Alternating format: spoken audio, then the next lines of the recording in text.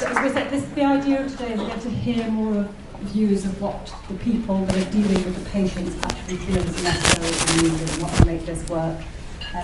You know, I think people want to hear from the people on the ground what can make a big difference. And the second half is going to be very much asking you guys to put your heads together and work that out so we can say these are the priorities we feel. We thought it would be good to get a little bit of background information from a second care perspective about what is actually going on in Barnet. Penny Wiseman, who, I have to say, I was her SHO many a year again. Everything I know about geriatrics is down to Penny. Oh dear. So just really giving you a little bit about the Barnet story and what it was like presently to die in Barnet from the secondary care perspective. Oh, sorry, yep. I'll come over here. Sure. Good afternoon, everyone. Can you all hear me? Excellent. Right, so I'm going to talk about dying in Barnet Hospital, and I'm going to concentrate the next 10 minutes on patients over the age of 75. And I think we've learnt quite a lot from analysing the data of patients dying in Barnet about what we can do to improve end-of-life care. So, of course, Barnet Hospital is really quite at the north of the borough. So I know a lot of you are from Barnet CCG, but actually 40% of our patients come from Barnet, but 40% come from South West Herts. And we have significant numbers from Enfield and Brent and Harrow. And of course, I think you're... Hello?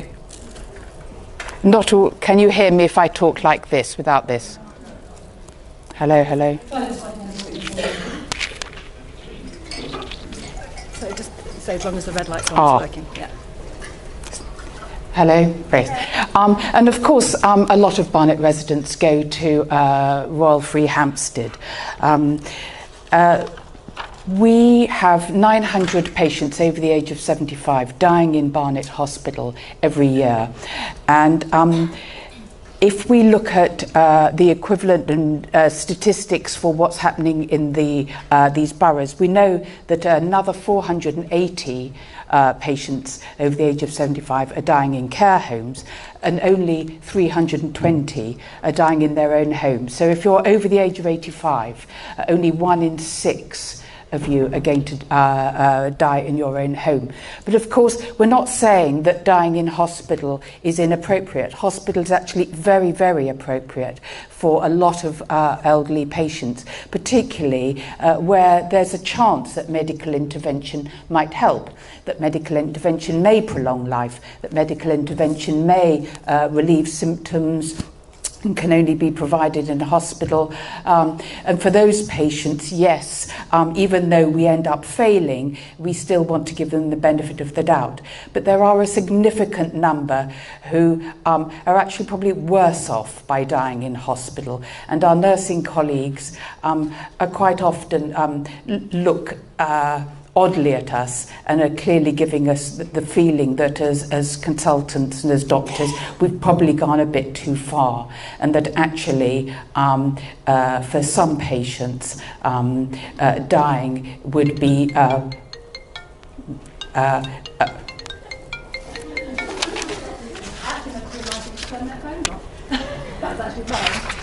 thought it was... Sorry. That's all right. That there are better options than dying in hospital. And hospital is certainly not the peaceful, stress-free place. The chances are that if you've died in hospital, that you've had drips, you've had many, many interventions, you've almost certainly had a CT scan of head, chest, abdomen, you've had intravenous antibiotics, you may well have had a catheter, and you may well have had a fall and developed a whole lot of other complications of being in hospital. 1 in 4 of our patients, elderly patients, certainly if you've got dementia, develops delirium, which is a very, very stressful thing to go through. So the worrying thing is that 150 patients over the age of 75 actually die in A&E or die within 24 hours of being admission. And A&E, to die in A&E is a pretty terrible thing to happen to you. I've been looking after patients where we've had grandchildren in the resuscitation area, sitting with an elderly grandparent who's dying, with other things going on, patients next door being resuscitated, intubated, and it's not a good place, and certainly with no dignity at all to die in A&E. And the 150 patients, we do wonder what are the reasons for them coming in and dying within 24 hours. And obviously one of the issues is the difficulty of diagnosing death.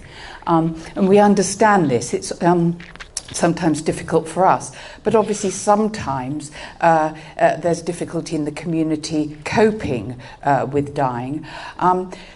But sometimes relatives come in with the dying patient and say things to me like, I told them not to call an ambulance, I pleaded with them not to bring the patient to hospital.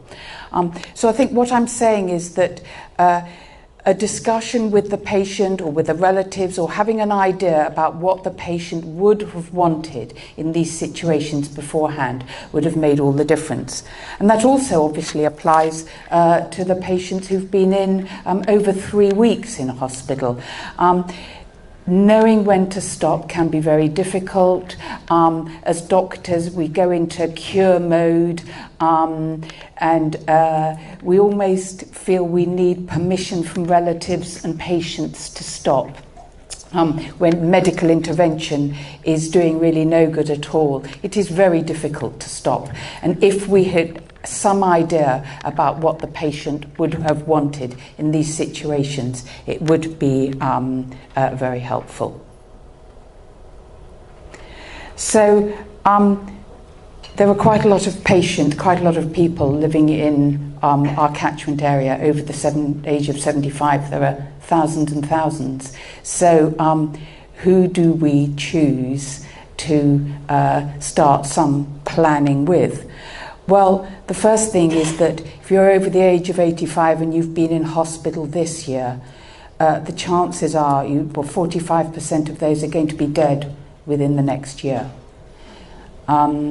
If you're over the age of 75, and if you do die in hospital, a third of those patients have been in hospital or been in the emergency department the month before. So this clearly is an opportunity for us in secondary care to give those of you in primary care some information about what are the limitations, what are the potential for treatment, and what are the limitations for treatment. And I think finally, care homes. About a quarter of the people who die in Barnet Hospital are from care homes. And as you can see on the slide, even a quarter of them were in hospital the month before. And if we do the calculations that 480 patients are dying in care homes, and we've got 210 per year, that's 1 in 3 patients in a care home are actually dying in hospital. And I think we could do some work around there. And then finally, it's down to all of us. We can't cope with this. I think we have 8 consultant geriatricians, and there we've got 60 care homes who've admitted patients who've died in the last year. And that would probably take a full-time consultant, probably 3 to 5 years, to do advanced care planning in just those 60 care homes. In fact, we've got about 110 care homes. So it can't just be us. We need to work together. And I think every opportunity that any of us have to talk to the patient and to start the process, and then the others build on that, would be enormously helpful. So thank you very much, Jenny.